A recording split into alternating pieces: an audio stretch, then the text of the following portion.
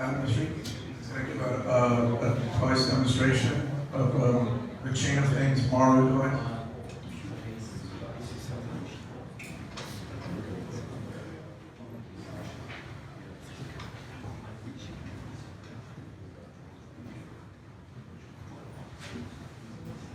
Right. Hello, everyone. Over the past few months, I've been working on a proof of concept for chain of things with a team of developers. My name is Adam Mashrique, and for the guys on podcast, he created a smart contract. So, what is Maru? So Maru is a system made up of several components. So it is meant to enable secure collection, transmission, and storage of sensor data. And I am a hardware developer, so I'll be focusing on the device. So this presentation will be focused on the device, but the most interesting part is the device and the blockchain.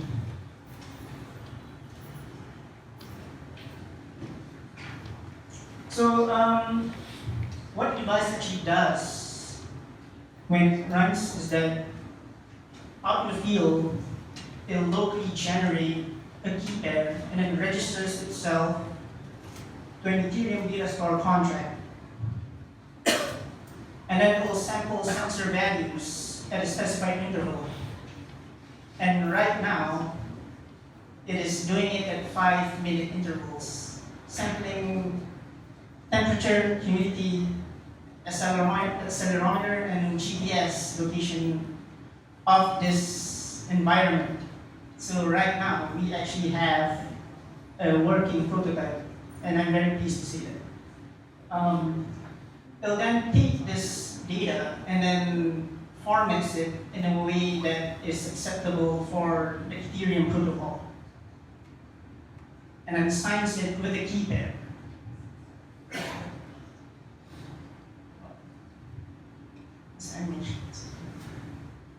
Right, so this is an example output from the device.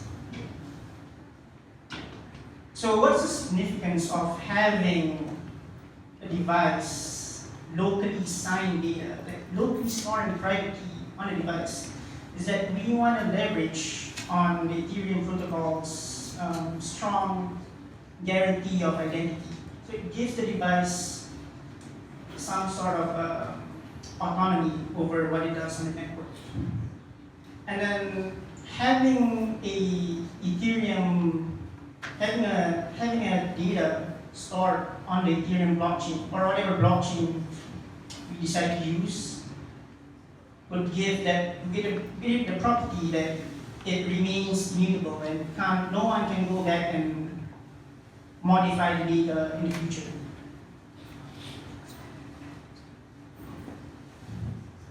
So I'm going to go ahead and demo the device itself.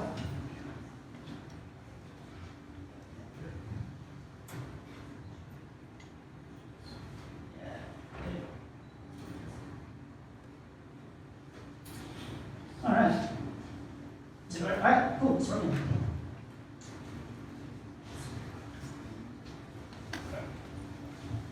So what you're seeing here is a dashboard. So that laptop is connected directly to this device. So you're seeing real-time data feed from the device itself. So that's temperature, humidity, and if I shake this enough, you'll see it appear.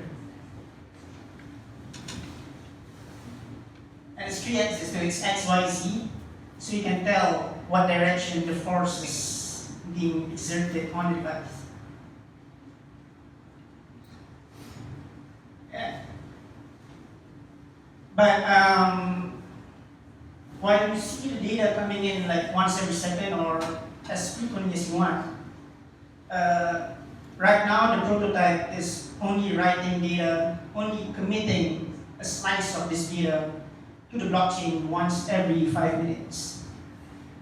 So yeah, you wanna show the dashboard right there. Dashboard. So this is the blockchain end. So this machine is a node on our private Ethereum chain.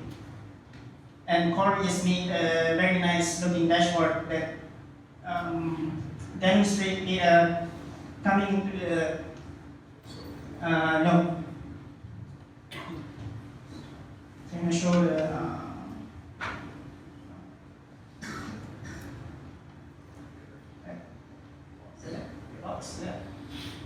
there you go. So you can see, if you observe the timestamps, it's happening every 5 minutes. So you go to 17, then another.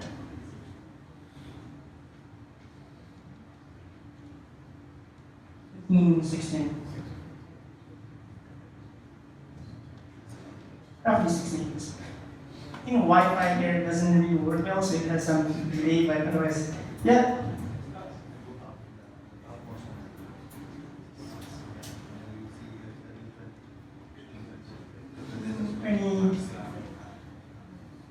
So yeah, the timestamp is the timestamp on these are from the device, but then there's also another timestamp on the block itself that is dependent by the Ethereum protocol. Yeah. I'm gonna go back to the device. Let's go back to the device. Yeah. Let's see what's going on here. So it has a public key. So this public key is generated from the private key. And the private key ideally stays in the device and not even the owner would have access to it. Because if you have the private key, then you can spoof yourself as a device. And it has the balance. So in this particular blockchain application, in the network we're running, the device has to pay for every step of computation on the network. Because this network is, you can think of it as a public utility. And the data store is not really owned by us. It would be, it is sort of a consortium effort, like a community effort. So because we don't know who is going to validate the next block, we have to insert a certain amount of payment every time the device writes to the blockchain, so that someone who gets the turn to validate that information can claim that reward.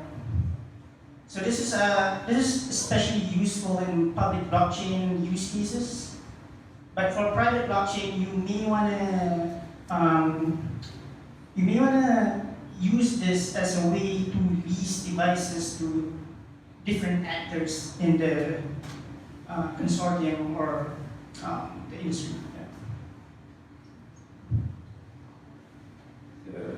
Yeah.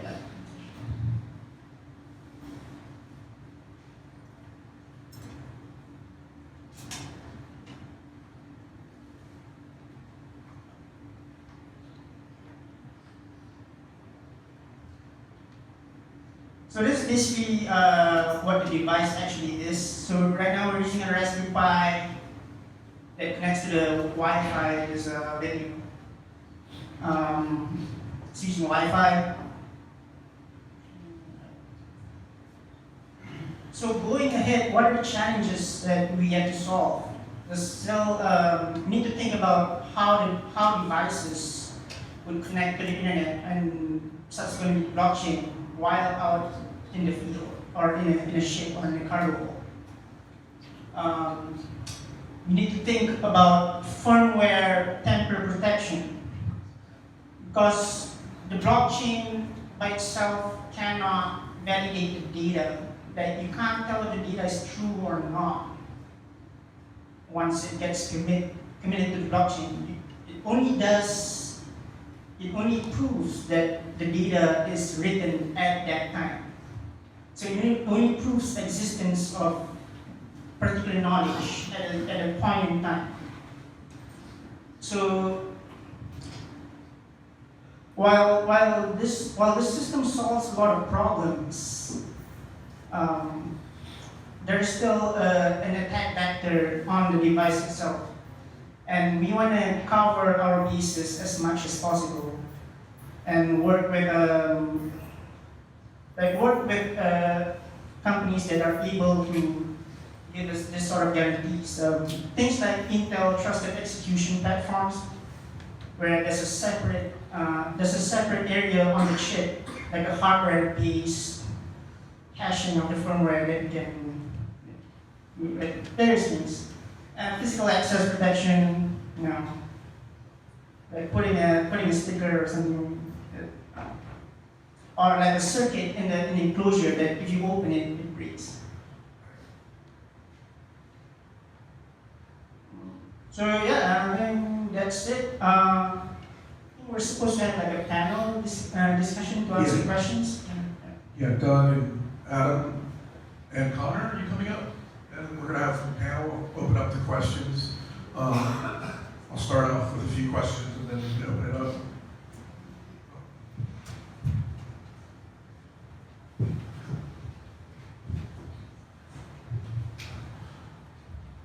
So, Doug, I'll ask you the first question. What's the purpose of the Maru device? And why is the blockchain involved? Sure. We got started with this just over a year ago when we were asked to make one of the first utility connected devices. And what Adam was explaining was our proof of concept for blockchain-based information and sensor organization of data.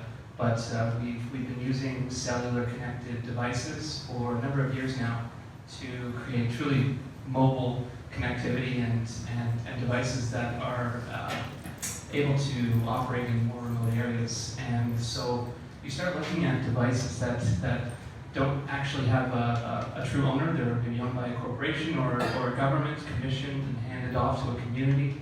And tampering becomes an issue, insurance, reliability, device health. And so we wanted to come up with a way to organize that data, verify that data, make sure that it's saying what we want it to say. And that's where we thought blockchain was the perfect application.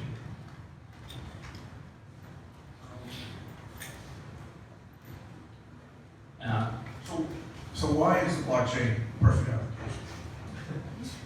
Well, we talked about it a couple times today, and so by putting this information into a series of blockchain-based nodes, you can ensure that there's an immutable record, and that the information is basically verified indefinitely. Can't be tampered with after the fact, and saying what it is. As opposed to, we see other applications when it comes down to device health. You can take a look at the history and see if there's any anomalies that have popped up, any tampering, like Adam was talking about. So often we put a little bit of sensors separate from what the device is doing, just to ensure device health. Temperature, humidity, and the light sensor is good enough sometimes to see whether somebody's tampered with it, opened up the device. When you know the use case, you can add an accelerometer. If the device is supposed to be stable and not moving, static, you can see whether it's moved from its location. GPS helps again, things like that. How do you test the quality of the data that's coming from the sensors? Because as Adam pointed out before, obviously it will hash the data to the blockchain, but that's not verifying the actual data itself. So how do you guys work around that? Well, one thing first, when we manufacture the device, we're very hands-on. We're there and we go through a number of steps of identification for the device, validation and proof that it is in good working condition. It runs through a couple cycles and transmissions, and we use the historical validation of that data to back up what it's doing currently. So the attack vector that you're talking about, like where the data becomes untrustable because an attacker might tamper with the firmware, like make the device report different data than what it is actually is supposed to provide. So we have to then ensure that there's something in the device that the attacker can't access that also protects the firmware and make sure that the device is running the firmware that it is supposed to run and not something that's compromised. Conor, can you talk about Maru being a hardware as a service? Yeah, Talk about I guess the hardware as a service aspect is just meant to simplify IoT, in that you're already paying for connectivity and paying for what Adam illustrated, the little bit, the tiny amount of service that it needs or requires to keep the data online and keep it protected. So the easiest option is instead of buying 10,000 industrial sensors and then in 2 years or 1 year they're obsolete and you throw them away, you just pay a simple monthly fee, and you could return them at the end of 2 years and get brand new sensors. So, and then they're recycled or repurposed. So it's just it's not necessarily a new thing. It's just a more efficient way to deploy modern IoT applications. Yeah. Okay. What about the concept of device identity? How would that play a role in Maru? So I suppose the biggest question we've been asking is like where does blockchain come in for IoT? And I think it really goes back to the basics of what problems does IoT have, and the major problems that we've identified are security and interoperability. Purely from the standpoint of you don't have secure IoT, then there'll be billions and billions of devices in the near future, and we've only started to see the beginning of the annoyances that could come from that. Interoperability, if these devices don't work together, if they're not able to seamlessly collaborate, I suppose, then you'll have only a fraction of the efficiency gains possible. So we see identity as sort of the base of that, just as it is with human beings. So the first thing you need when you get on an airplane or go to school or go into a building is an identity card. And so if you can't trust a human or if you don't know who they are, then it's very hard to work with them or really get much done. So we see IoT devices and machines in general, it's not very different from that at all. It's just that question hasn't been asked yet. And at the end of the day, we might discover that the best application for blockchain and IoT is just purely identity, because it opens up all these other doors. So we're just trying to ask questions and try to look at it from a broad perspective and then focus in. So we've decided that identity is the first thing to be approached. Just to add to that a bit, this is the second sort of industry vertical that we worked on at Chain of Things. The first being power, specifically solar. And each time we get into it, it brings up a different set of identity questions that we need to answer. And so sometimes you're talking about whether that device is in good working condition, whether it's doing what it's supposed to. Also, sometimes you just need to understand who it is and whether it's operating on the most recent firmware. And then sometimes it's a combination of both. So identity gets a little bit complicated when you start looking at it in a broad context. But the minute you try and nail down a use case, in this case today, shipping and location, environment control for maybe container tracking, it becomes very specific, and we tailor make the idea of identity for this device to the specific use case. Okay, thanks. Can we get any questions from the audience? I have a question relating to the cost of operating the IoT device. I know that you are sending the signals to Ethereum, and it costs gas to run, right? So how do you correlate the cost to the fees that you're going to charge the customer?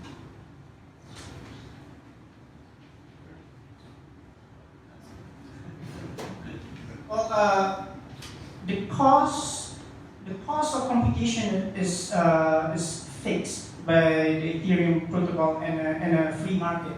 Like, so people who participate in this network, they determine how expensive each step of computation costs on their hardware. So over time, it might get cheaper as computers get faster.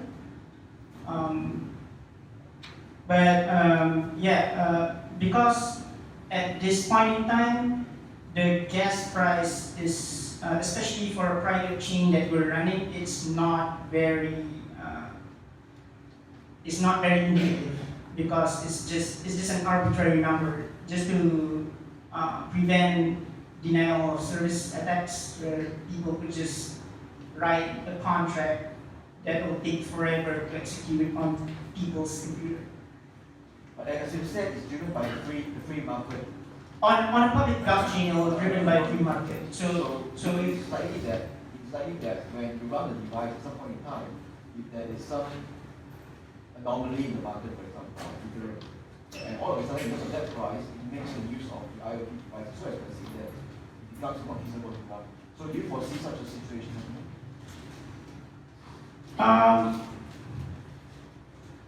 an anomaly in the market. Which can be quite common, right? That Ethereum price can be volatile, and that can fluctuate and impact. I guess right now, like the prototype is running on Ethereum, but we're not at all adhered to Ethereum. So we're totally agnostic, to be honest.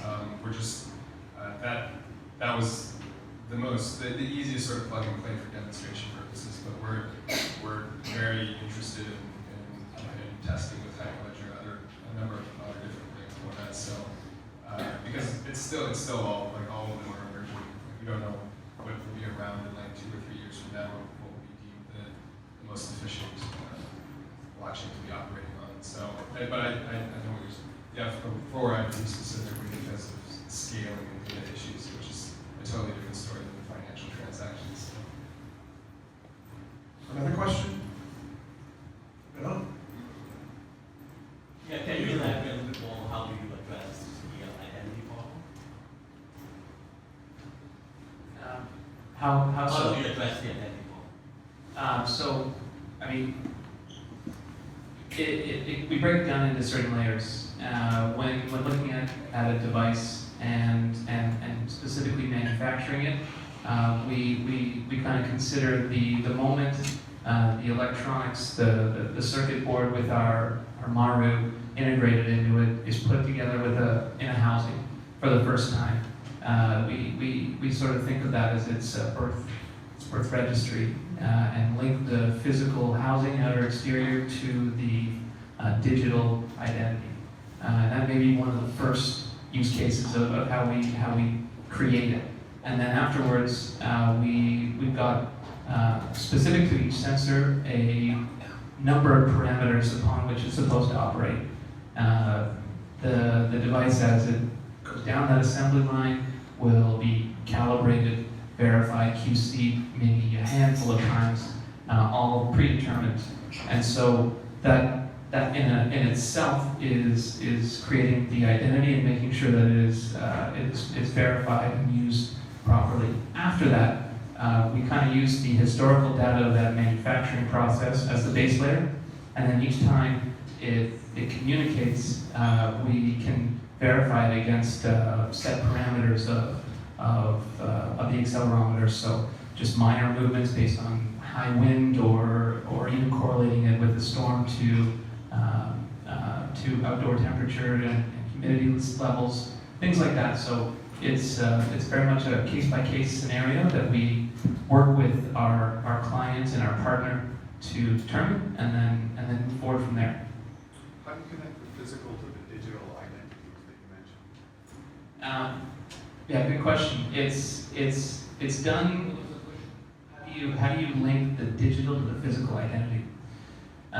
And so we, like I said, we're very hands-on in the manufacturing process of our devices. And so and each one has a certain type of connectivity. Each time a physical housing is put together, the device communicates for the first time.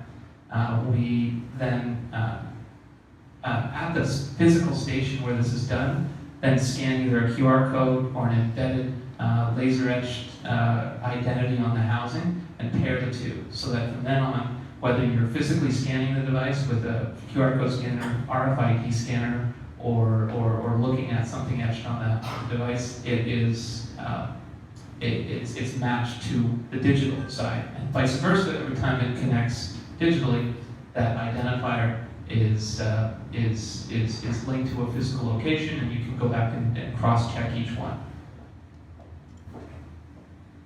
Yeah, so you mentioned in one of the slides, one of the main challenges in going ahead is providing internet connectivity in the field, right? So what kind of solution are you looking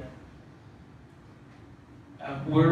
We've talked with a number of people about the Explora and then Zigbee and Z-Wave potentially for inter-device communication. We're working heavily with the telecoms. Technically, one of our partners is a telecom that focuses on machine-to-machine communications only. We like it because of its ubiquity across the different ports and locations that we use, the different locations in even emerging markets. There's other ways around it, potentially proprietary, self-developed wireless communications, although those development cycles are a little longer. There's a number of options, and we're able to work with whatever our customer, client, partner wants us to use, but we've got some communication options that we're already using and can deploy quite quickly. What about consumptions? Because how do you manage this for, let's say, 40, 50 days transit time, which is quite usual for containers? Yeah, there's two devices just right there. So these are two devices that we've made over the last 18 months. One is a solar powered, and it's a maritime vessel tracker. It is roughly the size of an iPhone 6 Plus, and when under 6.5 hours of direct sunlight, it runs a surplus too. You attach it at the side of the container? This one is actually for smaller boats. The other device would actually use a power supply that lasts for years. It's a long-term, high voltage, low drain battery that lasts for upwards of 5 to 6 years. You transmit on a regular basis. You transmit your localization on every 5 minutes. Easily. It can last 5 years. It would be less than 5 years if it was transmitting every 5 minutes. This device is set to transmit daily and then weekly, depending on how long we need it to use. But there's a number of custom battery options which we've worked with, and when size isn't an issue, like in this case, we could easily go beyond that.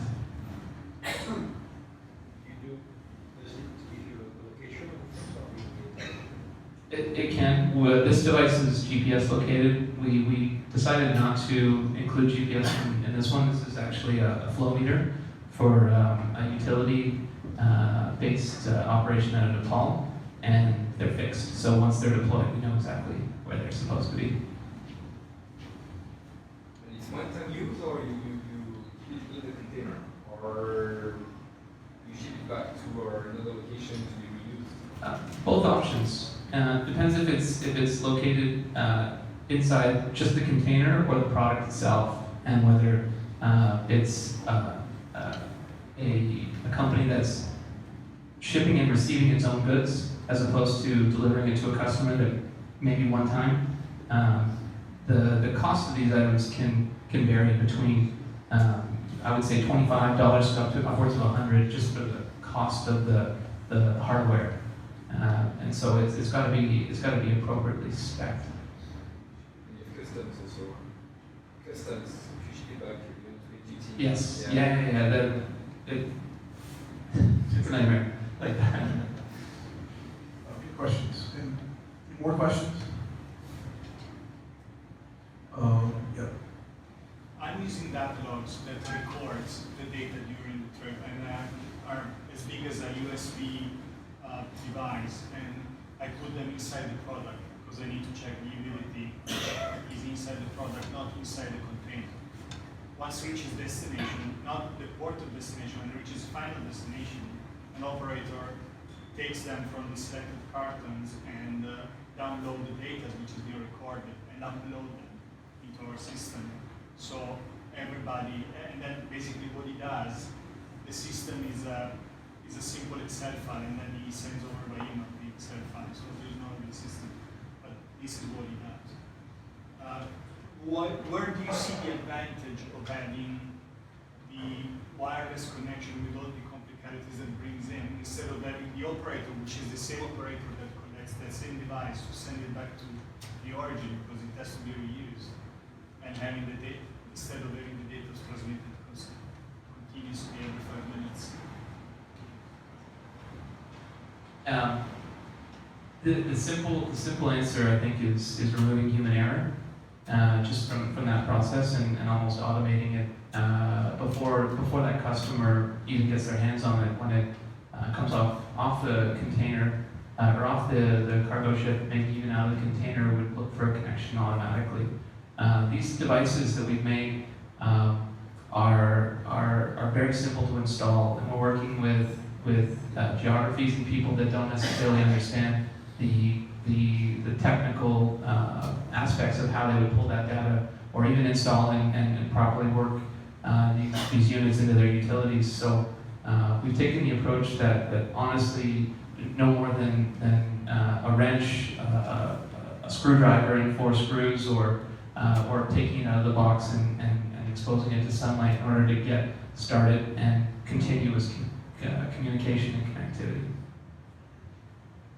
Just that, anecdotally, I experienced exactly what you did. We received a container of beer with a temp tail trackers hidden in the pallets, but they're, like you say, they're just USB, and they record the temperature and humidity over the course, and then you download a locked PDF file, and then you report back to the company that sold it to you to make sure that everything went well along the way. So when we downloaded that, we found out 2 weeks before, it stayed at 75 degrees Fahrenheit when we had paid 30% extra or whatnot for reefer shipping the entire way. At that point, it's a little too late. If we had medical supplies or something else, it's just beer, so who cares? But at the same time, it's somebody's going to pay for that, and everyone's a little upset. But it's after the fact. That's happened in both cases. Yeah. You receive a USB device, or you read the data to the Well, the thing is, if it's connected, and if it's actually able to communicate out, the second it goes over 75, it doesn't necessarily have to activate a payment to come down on the head of the person who forgot to, fix the AC or turn it on.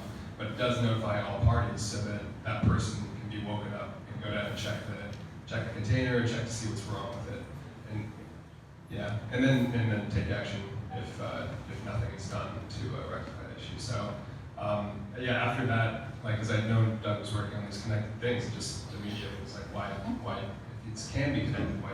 So the reporting, so the blockchain advantage, again, I may ask a silly question to the blockchain advantage of having these devices connected 24 hours can also be the reporting of its of the data that he records, and reporting it to all the actors involved, so the actors know exactly the same moment what is going on with that shipment.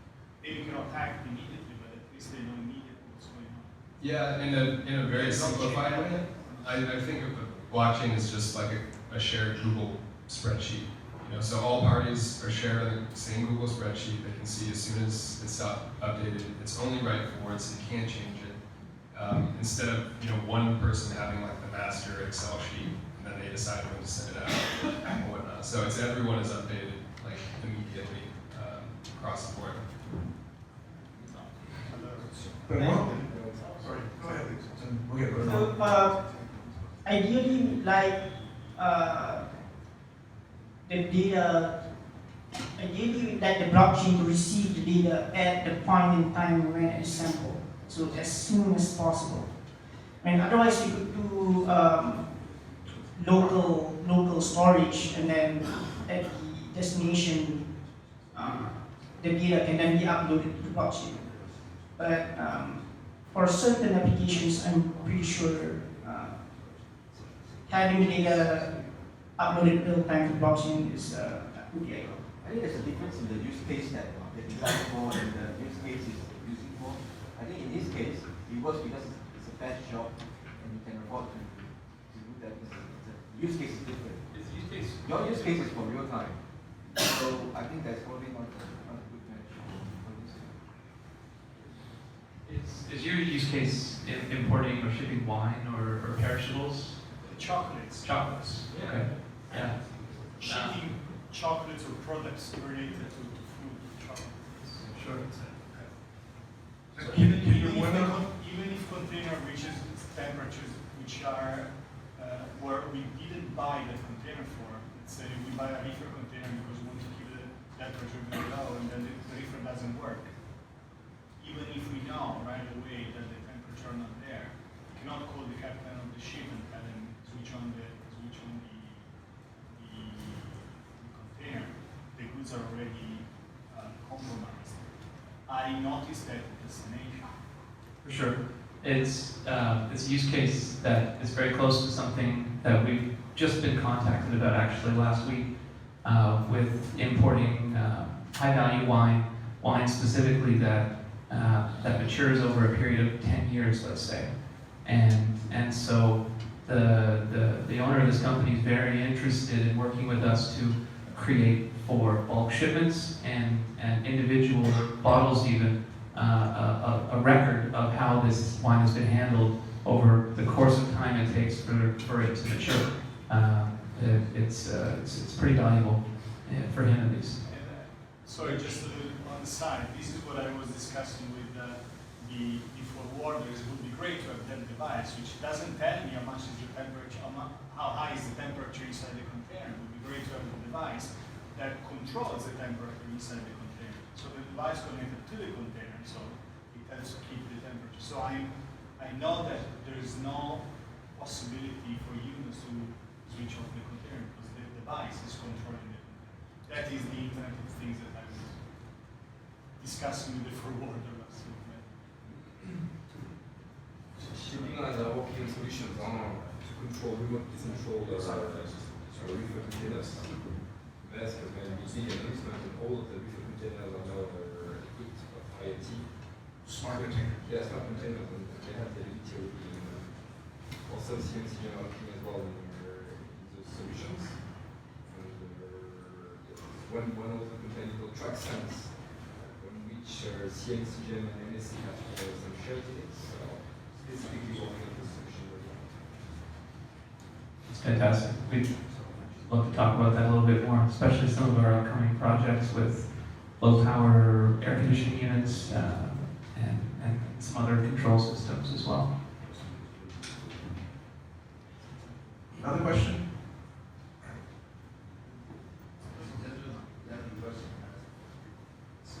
Is there any other country which is more advanced or more going into this? Sitting in Hong Kong, do you feel that buying it are very frustrated with the retail infrastructure because there are not enough people buying this idea? Yes, sir. Its settings to be going up. We're here because of speed.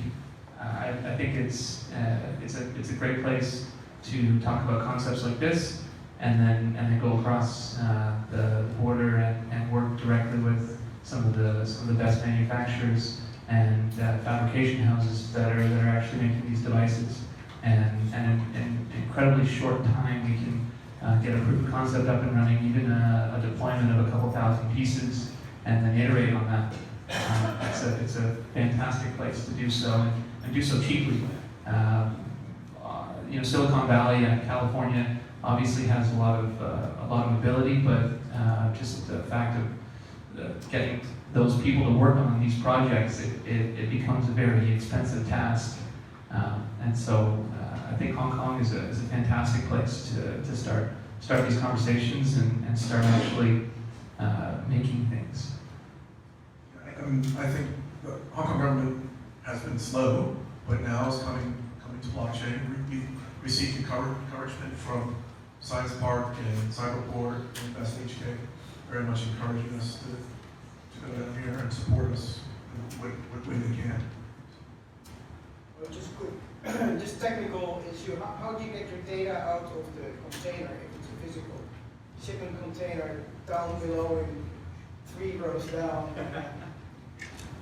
in the middle of the Indian Ocean? I mean, that is a very good question. I mean, it might just require like a smart container, like a completely integrated solution that integrates with other containers around it, or a different type of protocol that's not I suppose not cellular on ships. So there are a number of different ships companies that provide connectivity options on shipping lines already, but.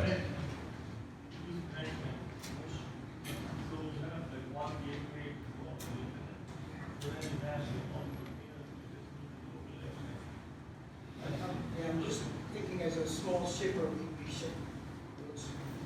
Typically, it's just one container on this ship every now and then. Yeah, I mean, it could really be like the best solution is fully integrated, like what Maersk is doing right now. So, but it requires some more experimentation. Plug into whatever they have as a communication out. Sure. Or I know it's not a foolproof plan, but asking for or paying for the preferred location, and then just dealing with connectivity once that ship comes to port along its way, and getting batch updates of what's going on. Any more questions? Great. Way back there. Maybe I misunderstood, but on container containers get put on because of the weight distribution, stability, so you can't really get a better location. It's not like a fully fixed device.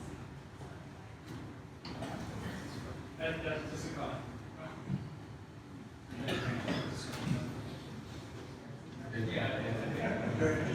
No, actually, to be fair, you can actually designate certain parts of the vessel, and that's driven by software. So but to be fair, the shipping lines are, it's taking a while for them to get to that beyond that service. It's got to be within parameters.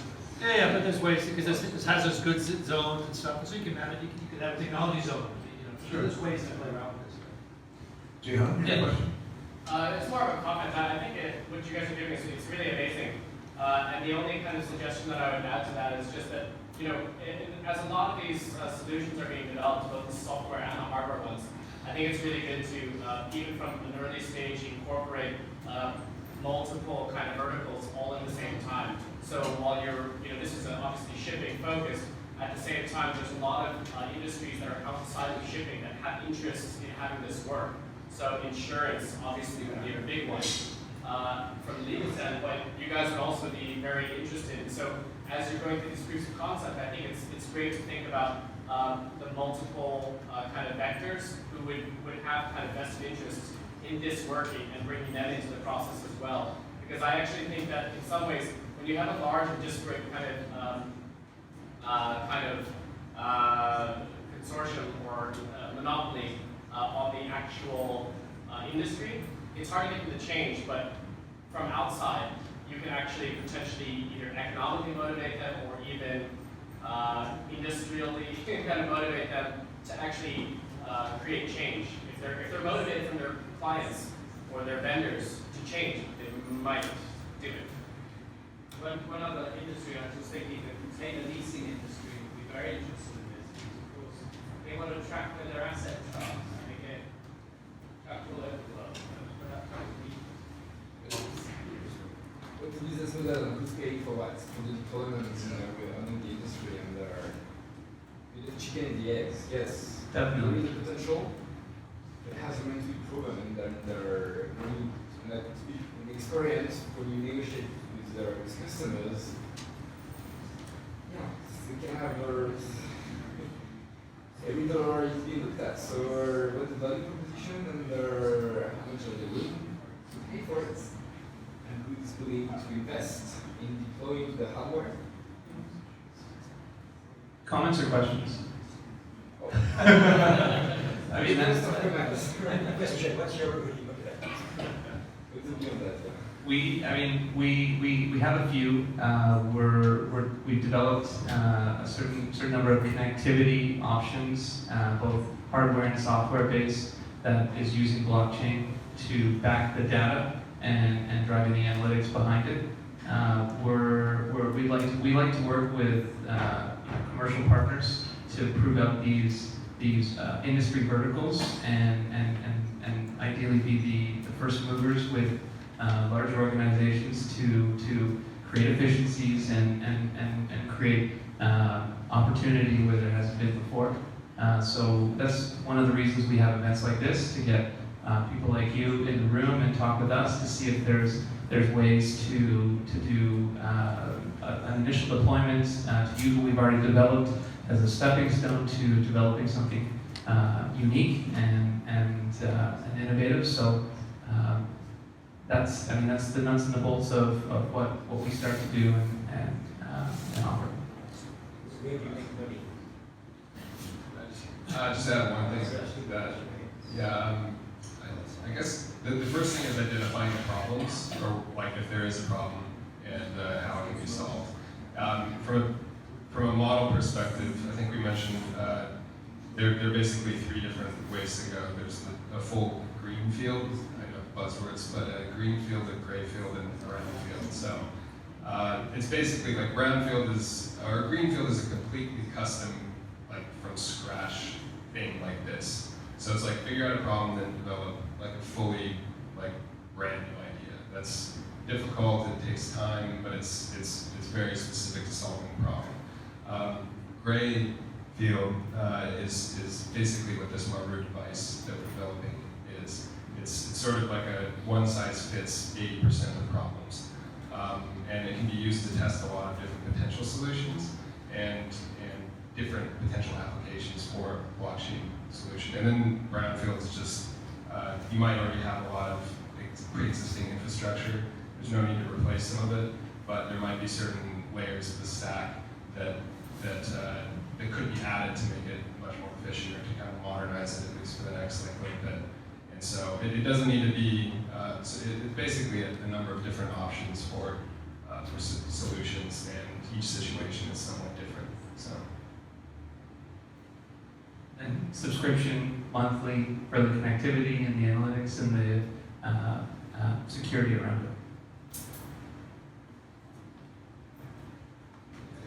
Any other questions? You need to collect the data of the problems, and you need to have actually somewhere because I'm from the driver. So if you want to have the sensors for driver and